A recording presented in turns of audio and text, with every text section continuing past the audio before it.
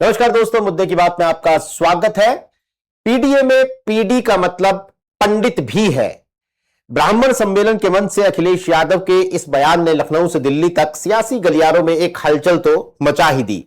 बात सिर्फ बयानों तक सीमित होती तो भी एक बात थी, लेकिन इसी के साथ अखिलेश यादव ने 2027 के विधानसभा चुनाव के लिए समाजवादी पार्टी के पहले आधिकारिक उम्मीदवार का ऐलान किया और यह शुरुआत हुई अयोध्या जैसी हाई प्रोफाइल सीट से और उम्मीदवार है पवन पांडे, यानी एक ब्राह्मण उम्मीदवार। इससे पहले बटुकों के अपमान से लेकर ट्रांसफर पोस्टिंग में तरफदारी और घूसकार पंडित जैसे मसलों पर अखिलेश ब्राह्मण समाज के करीब आने के सीधे संदेश दे चुके हैं, लेकिन ब्राह्मणों को सीधा ऑफर देकर और राम मंदिर में चंदा चोरी जैसे मुद्दों को उठाकर क्या अखिलेश यादव बीजेपी के इस कोर वोट में सेंध लगा पाएंगे?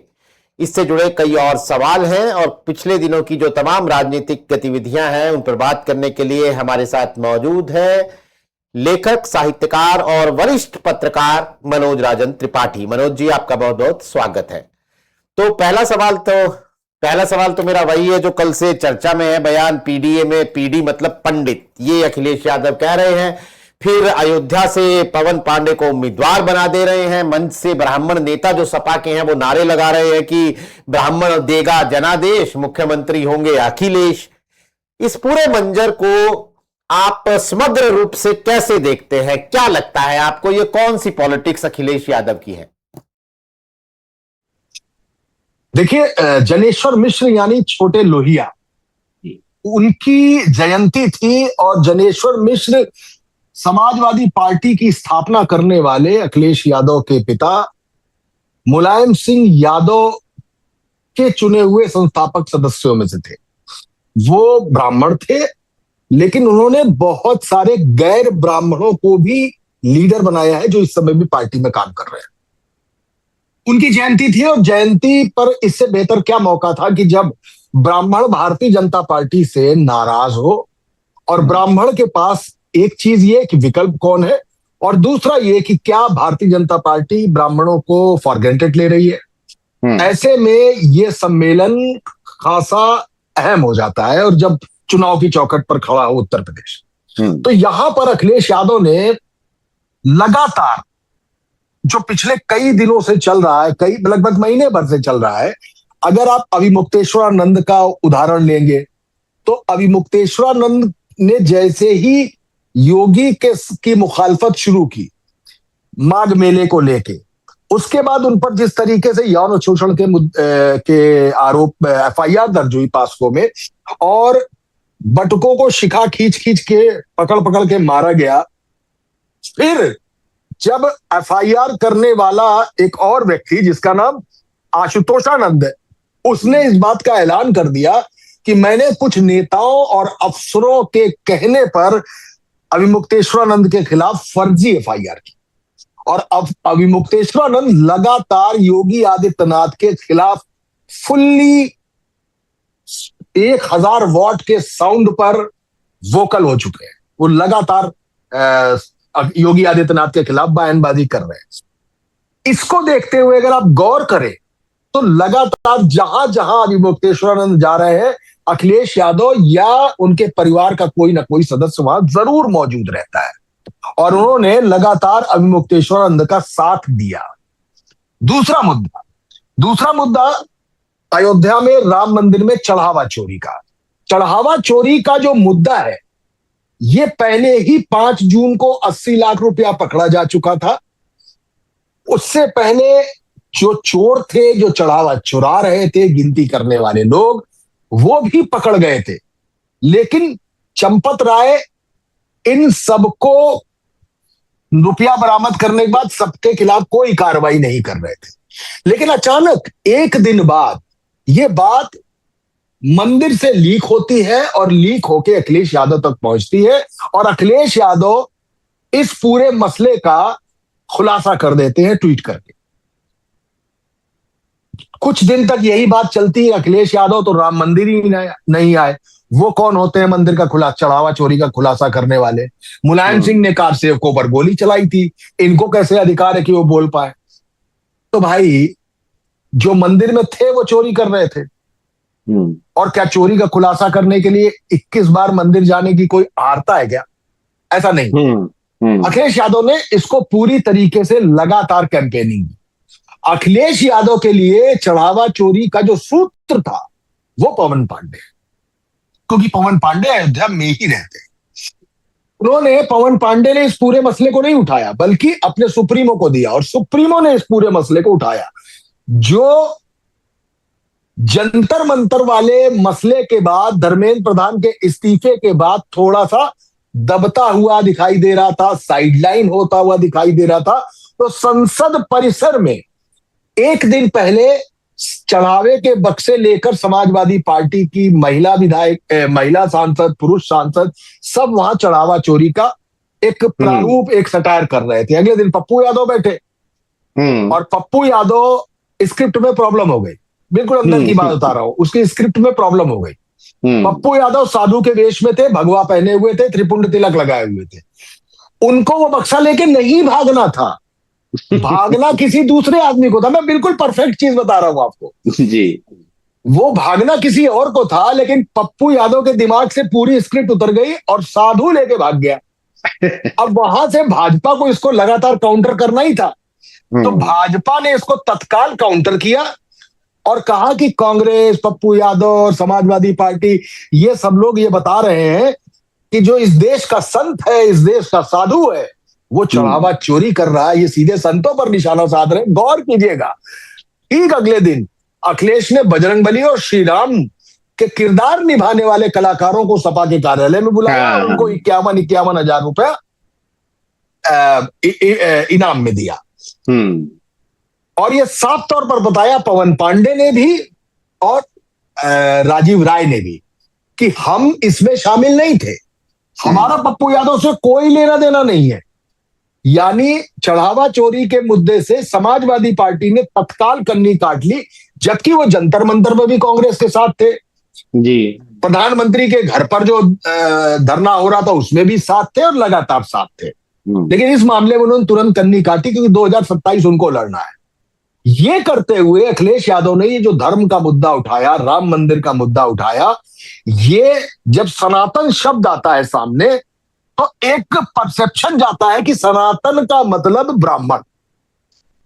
हालांकि सनातनी कोई भी हो सकता है, लेकिन सनातन का मतलब ब्राह्मण। यहां से वो लगातार जो ब्राह्मण को टेक ओवर करने की कोशिश कर रहे थे, ब्राह्मणों को लगातार अपनी तरफ बुलाने की कोशिश कर रहे थे, उसी की एक और कड़ी थी कि पीडीए में पी का मतलब पिछड़े के अलावा पंडित भी है।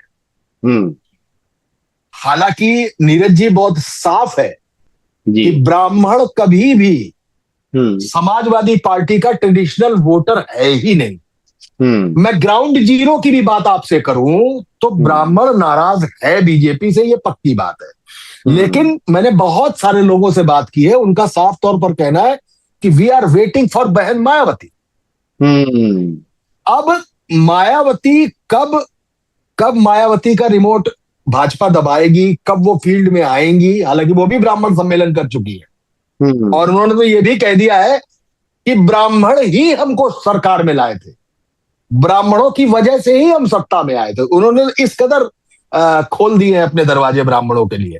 लेकिन अखिलेश यादव लगातार इस कोशिश में है कि चाहे सनातन के जरिए राम मंदिर का चढ़ावा चोरी का मसला हो या अभिमुक्तेश्वरानंद का वो अपमान का मुद्दा जो उठा रहे हैं, उसको लेकर उनका टारगेट ब्राह्मण ही है।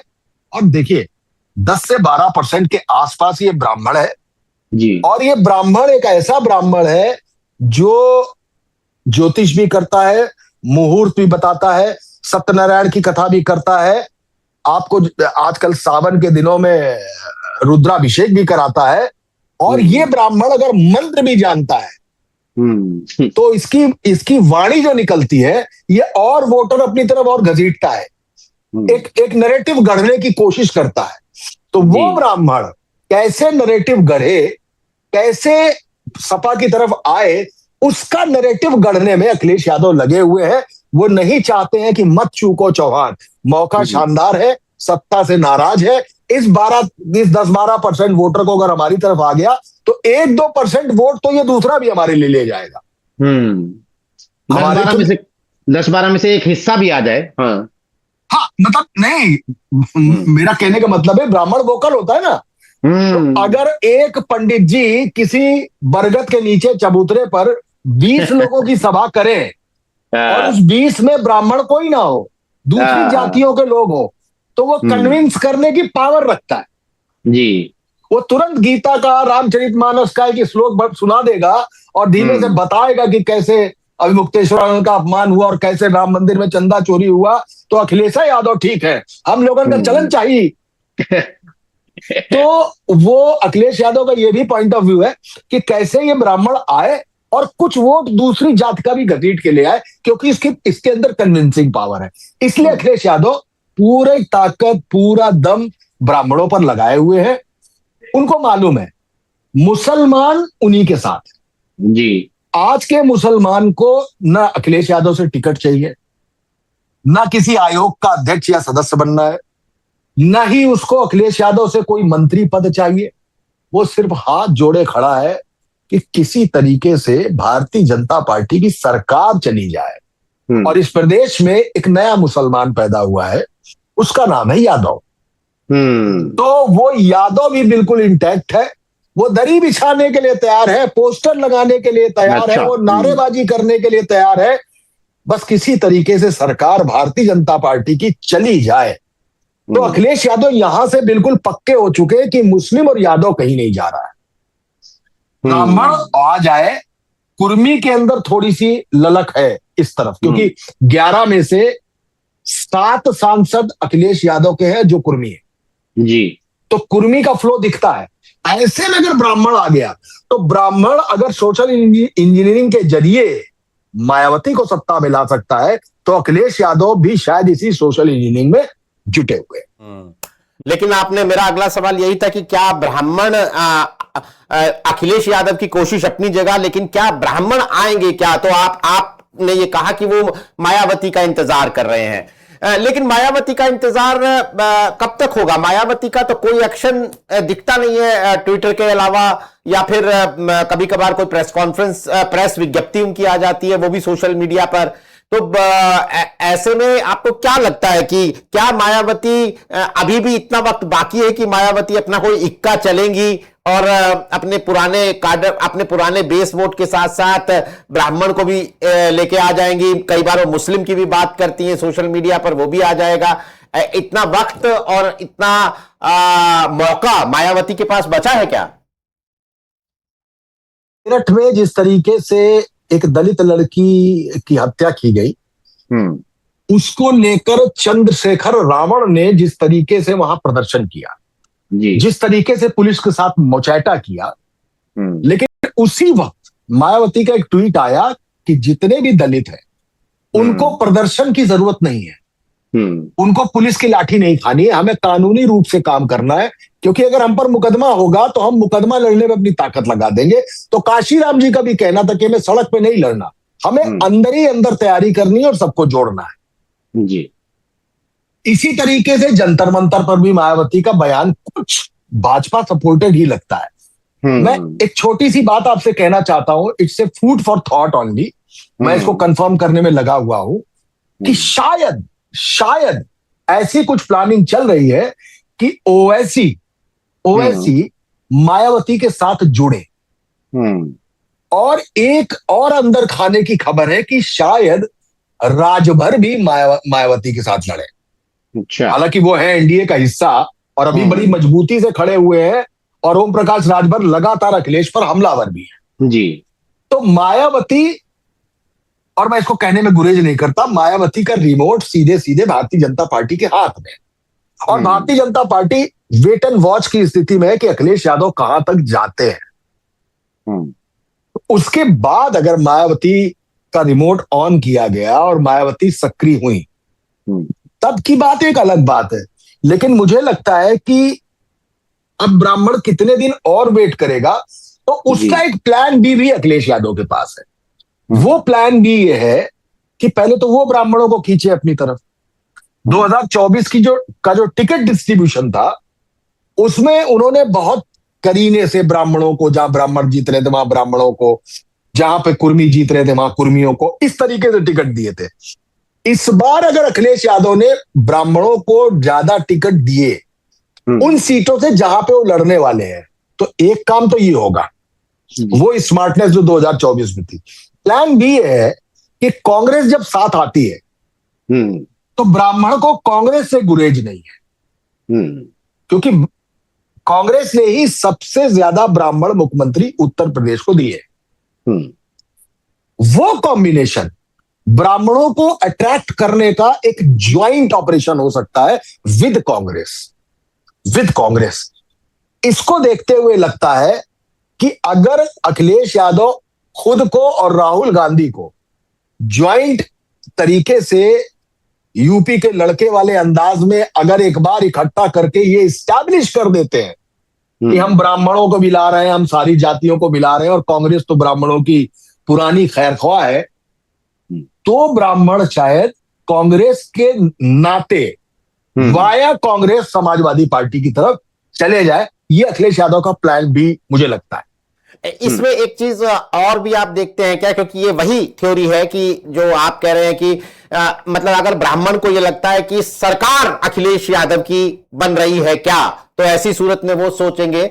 तो एक कुछ जानकार कहते हैं कि इसमें मोस्ट बैकवर्ड क्लास जो कि बीजेपी का वोटर है लेकिन अनरेस्ट में है 2024 के बाद से, वो भी तो उसका मूवमेंट बड़ा इंपॉर्टेंट है कि अगर वो अखिलेश यादव उसका एक हिस्सा अपनी तरफ लाते हैं तो वो उनके मुस्लिम यादव के 29% में जुड़कर 33-34% हो जाता है, जो कि एक बहुत बड़ा चंक हो जाता है। वहां फिर ब्राह्मण वोटर को ये एक वजह मिलती है कि वो अखिलेश यादव के बारे में सोचें। आपको लगता है कि मोस्ट बैकवर्ड क्लास भी, ये भले ही ब्राह्मणों की पॉलिटिक्स हो रही है लेकिन इसमें एक मोस्ट बैकवर्ड क्लास का एक इंपॉर्टेंट चंक है जो एक भूमिका निभाता हुआ नजर आता है? देखिए, मेरे पास दो उदाहरण है इसके जी। एक, जब मायावती की सरकार आई थी तो मोस्ट बैकवर्ड, मतलब कहते नहीं है वो, महादलित और महापिछड़े जी, ये मायावती की तरफ ड्रेन हो गए थे। यही काम अखिलेश यादव की सरकार हटने के बाद जब आई है मोदी सरकार, तो उसका इंपैक्ट यूपी में भी था और महादलित और महापिछड़े मिलाकर योगी सरकार ला पाए थे, मतलब भाजपा की सरकार ला पाए थे। तो इस बार जो हवा बन रही है, उस हवा बनने की दो वजह है। एक, बीजेपी के अंदर पक्ष में बैठा विपक्ष जो आपस की लड़ाई है, और दूसरा 2024 का जो रिजल्ट है, अखिलेश यादव के पॉइंट ऑफ व्यू से बात कर रहा हूं कि उन्होंने जिस तरीके से बीजेपी को किनारे किया है, अयोध्या भी हराई है, उसको देखते हुए लगता है कि कांग्रेस के जुड़ने के बाद ये महादलित, महापिछड़े और ब्राह्मण इस मुद्दे पर सोच सकते हैं। और फील्ड पर आप कभी घूमिए, कभी जानिए, तो मैं आपको छोटा सा उदाहरण दे देता हूं कि एक फैमिली है, बड़ी करीब है मेरी, और वो बहुत पुराने संगी भी है। तो जब मैं उनके साथ बैठा, उनसे काम था मेरा, तो उनके साथ बैठा, तो जो मेल मेंबर था, उस मेल मेंबर ने कहा कि भाई सरकार ने बहुत उल्टा सीधा करना शुरू कर दिया है। तो हमने कहा वोट किसको देंगे? तो बोले ये अभी सोचा नहीं, पर लगता है कि भाजपा को ही देंगे, और जाएंगे कहां। मैं इसकी बात आपसे इसलिए कर रहा हूं कि उस व्यक्ति के दिमाग में कम से कम एक थॉट आ चुका है। वो ये नहीं कह रहा अरे कहां जाएंगे, बीजेपी को देंगे, ऐसा नहीं कह रहा है। तभी उनकी पत्नी आ गई जो स्कूल टीचर भी है जी। तो बोले क्या बात कर रहे हैं आप लोग, वही पॉलिटिक्स कर रहे होंगे। हमने कहा अच्छा बताइए वोट किसको देंगे? बोली हम भाजपा को वोट नहीं देंगे। और पूरा परिवार जब से आजादी मिली होगी संघ से जुड़ा हुआ है। ये ऐसे दो चार उदाहरण मैं और बता सकता हूं, लेकिन हाँ, ये चावल का एक दाना है जो बताता है कि बटलोई में चावल है, हल्का हल्का पक रहा है। तो जिस चुनाव को मैं पहले 15-20 में देखता था, आज की डेट में जब मैं आपसे बात कर रहा हूं, मुझे 18-20 का कंटेस्ट नजर आ रहा है, और अभी भी 20 भाजपा ही है। और तब जबकि 2 बार की सरकार हो, बंगाल आप उखाड़ दिए हो, बिहार आपने पछाड़ दिया हो, वो करते हुए जब आप यूपी में आ रहे हो, तो लगता है कि 20 तो अभी आप ही है। जी, लेकिन ऊपर से इनका खसकना, जो 15-14 से खसकते हुए 18 तक आ गए हैं, तो हो सकता है एक महीने बाद मैं आपसे कहूं कि अब ये 19-20 का चुनाव बचा है। चुनाव बहुत इंटरेस्टिंग, बहुत कलरफुल चुनाव होने जा रहा है। और इस बार ये चुनाव नेल बाइटिंग होगा। आपको लगेगा भारत और पाकिस्तान, मतलब इसको पाकिस्तान को मुस्लिम ना समझा जाए, चूंकि सबसे सबसे सबसे ज्यादा दिलचस्प और सड़क खाली होती है, तो क्रिकेट के लिए केवल इतना कह रहा हूं कि जितना दर्शक भारत पाकिस्तान के मैच में देखता है, उस तरीके से ये पूरा मैच देखा जाएगा, ये चुनाव देखा जाएगा कि क्या होता और कैसे होता। इसमें आप पाकिस्तान किसी को भी कह सकते हैं, इसमें भारत आप किसी को भी कह सकते हैं, तो बड़ा इंटरेस्टिंग चुनाव होगा इस बार ये। एक बात और बताइए कि चंद्रशेखर आजाद का चूंकि जिक्र आया था, चंद्रशेखर आजाद ने भी अपने 45 संभावित प्रत्याशियों की एक सूची जारी की है और उन्होंने एक जीरो जनरल कार्ड खेला है। 45 उम्मीदवार, एक भी जनरल कैटेगरी नहीं है, दलित, मुस्लिम, पिछड़े। ये इस तरह की जब एक क्लियर कट पॉलिटिक्स हो रही है कि भाई चंद्रशेखर अपना एक ऐलान कर दे रहे हैं कि पहले, मतलब एक इशारा कम से कम कर दे रहे हैं, क्योंकि 45 के बाद अभी पता नहीं कि गठबंधन होगा, अकेले जाएंगे तो और टिकट भी आएंगे, लेकिन मैं इन 45 के आधार पे कह रहा हूं, क्या ये एक दबाव बनाता है स्वर्ण आउटरीच की पॉलिसी पर?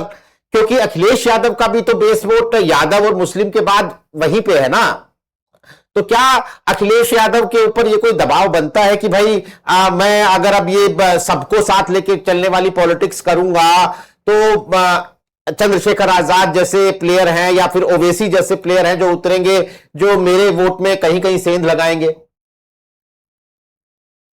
देखिए, चंद्रशेखर आजाद अभी तक जो भी चुनाव लड़े हैं, जो भी चुनाव उनकी पार्टी ने लड़ा है, अभी वो एक फ्री हैंड पार्टी है। मुझे इस बार भी नहीं लगता कि चंद्रशेखर आजाद किसी के साथ जाएंगे, मुझे अभी भी नहीं लगता। आगे का डेवलपमेंट मुझे नहीं मालूम, लेकिन अभी मैं दावे से कह सकता हूं कि चंद्रशेखर आजाद चुनाव किसी के साथ नहीं जाएंगे, अकेले लड़ेंगे और अपनी रीच को वॉच करना चाहेंगे कि मेरी रीच कहां तक जाती है। रहा सवाल ओवैसी का, तो मैंने आपसे एक बात कह दी ना कि मुसलमान को चाहिए क्या, मुसलमान को चाहिए क्या। आज की तारीख में किसी मुसलमान के पास अलादीन का चिराग भी हो और उसको घिस के जिन निकाल दे, तो उससे पूछेंगे क्या हुक्म है मेरे आका, तो वो कहेगा कि मुझे भाजपा को सत्ता से बाहर कर दो। तो करेगा कौन, करेगा कौन? मतलब आप आंख बंद करके भी सोचे तो उत्तर प्रदेश में लड़ाई तो समाजवादी पार्टी और भाजपा की है, बिल्कुल। यानी इन फ्रंट नंगी आंखों से, माइक्रोस्कोप से या आंखें बंद करके साफ दिखाई दे रहा है कि अखिलेश यादव ही भाजपा को हरा सकते हैं, ऐसा दिखाई दे रहा है। तो मुसलमान, मैंने आपसे कहा ना, उसको कुर्सी नहीं चाहिए, उसको मंत्रालय नहीं चाहिए, उसको कुछ नहीं चाहिए, उसको सत्ता बदलनी है, उसको मालूम है कि सत्ता बदलनी है तो मुझे अखिलेश यादव को वोट देना है। ये मुसलमान सोच चुका है। तो और अब की जो चुनाव होने जा रहा है उत्तर प्रदेश में, वो हिंदू मुस्लिम नहीं होगा, वो जातिगत चुनाव होने जा रहा है। उसकी वजह है, चाहे यूजीसी का प्लेसमेंट देख लीजिए आप भाजपा का, या जातिगत जनगणना को आप देख लीजिए, उसके हिसाब से, या पिछली वाला जो चुनाव था जो केवल इस बात पर चला गया था कि अब की बार चार सरकार और संविधान बदल देंगे, तो एक हवा बह गई थी कि लगता है आरक्षण हटाने जा रहे हैं। और उसके बाद जब नरेंद्र मोदी जीते और पहली बार पहुंचे तो उन्होंने संविधान को ही वो माथे पर लगाया और कहा कि मेरे रहते आरक्षण कभी खत्म नहीं होगा। वो कार्ड यहां खेला गया, इसीलिए पिछड़े यानी कुर्मी को ही भाजपा का अध्यक्ष बनाया गया। इसीलिए जो वो मंत्रालय विस्तार हुआ, मंत्रिमंडल विस्तार हुआ, उसमें पिछड़े सबसे ज्यादा रखे गए। और नितिन नवीन जब आए हैं, तो अगर 12 या 17 जगहों पर नितिन नवीन का स्वागत होना था, वो जो भाजपा की लिस्ट जारी हुई थी कि कहां कहां कौन कौन स्वागत करेगा, उसमें साफ लिखा था कि यहां कुर्मी समाज स्वागत करेगा, यहां मौर्य समाज स्वागत करेगा, यहां निषाद समाज स्वागत करेगा, यहां राजभर समाज स्वागत करेगा। यानी वो कास्ट पर बिल्कुल तैयार है, उनको मालूम है कास्ट बेस्ड चुनाव होने जा रहा है उत्तर प्रदेश में। तो भाजपा के लिए थोड़ा सा कठिन प्लेटफॉर्म बनता है जातिगत, क्योंकि जी। योगी आदित्यनाथ धर्म बहुत अच्छे से संभाल लेंगे। अगर ध्रुवीकरण पे चुनाव हुआ, योगी आदित्यनाथ हीरो है उस मामले के, उनका मुकाबला बहुत मुश्किल हो जाएगा। लेकिन योगी आदित्यनाथ इस जातिगत मसले को कैसे हैंडल करेंगे, इस पर सवाल है, इस पर सवाल। आखिरी सवाल है मेरा कि जंतर मंतर के बाद बहुत जेन जी की बात हुई, फिर उसके बाद बांकीपुर में प्रशांत किशोर की जीत हो, दतिया में बीजेपी की हार हो, इस पर भी जेन जी आंदोलन का असर माना गया, कहा गया। आप क्या देखते हैं, क्या ये युवाओं का या जेन जी का जो ये एक गुस्सा जंतर मंतर पर नजर आया था, क्या इसका कोई असर या इसका कोई ताल्लुक 2027 के यूपी चुनाव से आप देखते हैं? मुझे लगता है कि जेनजी ने अब तक के हुए चुनावों में भी भूमिका, जंतर मंतर बाद में है, जेनजी ने चुनाव जो अभी चुनाव हुए हैं उनमें भी अपनी भूमिका निभाई है। जैसे ये जेनजी ममता बनर्जी के खिलाफ था, वहां उनके रूलिंग स्टाइल से परेशान था, बीजेपी को ले आया, वो वोट जेनजी का गया बीजेपी को। यही काम देखिए, उसने वहां एडीएमके डीएमके को हटाया और एक नई पार्टी को सामने लेके आया, टीवीके को। जी। तो जेनजी हर जगह अपना काम कर रहा है। और अब आते हैं जंतर मंतर पे। इस जंतर मंतर के बाद जब खुद प्रधानमंत्री नरेंद्र मोदी ने यह देख लिया कि ये किसी सीजेपी वगैरह का आंदोलन नहीं है, ये नेतृत्व विहीन आंदोलन है, जिसमें युवा अपनी बात कहने के लिए निकलने लगा है। पहली बार निकला, पहली बार लाठी खाई, पहली बार गाली दी, ये सब कुछ किया, ये पहली बार हुआ। अब ये पार्टियां भी इस जेनजी को समझ चुकी है, लिहाजा जब इनके मैनिफेस्टो आएंगे तब आप देखिएगा कि उसमें युवाओं और जेनजी को लेके भी कुछ ना कुछ 100% होगा।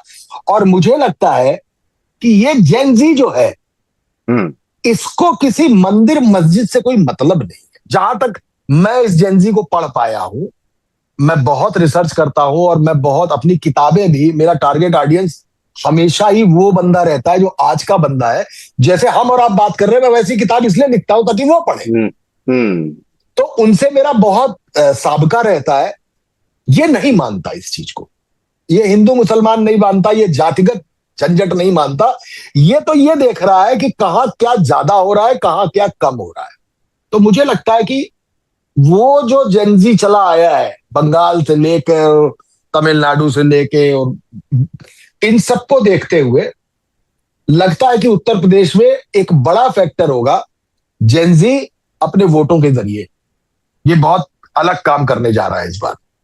बहुत ही इंटरेस्टिंग है। इतने सारे ब्लॉक्स बन रहे हैं कि एक तरफ जातियों पर चुनाव होता हुआ नजर आ रहा है दोस्तों, एक तरफ एक जेनजी का ब्लॉक है जो बिल्कुल जाति विहीन ब्लॉक हो जाता है, युवाओं का ब्लॉक। फिर कई बार महिलाओं की बात हम करते हैं तो वहां भी जाति जो है वो महिलाओं के छतरी के नीचे तो जाति भी गुम होती दिखती है।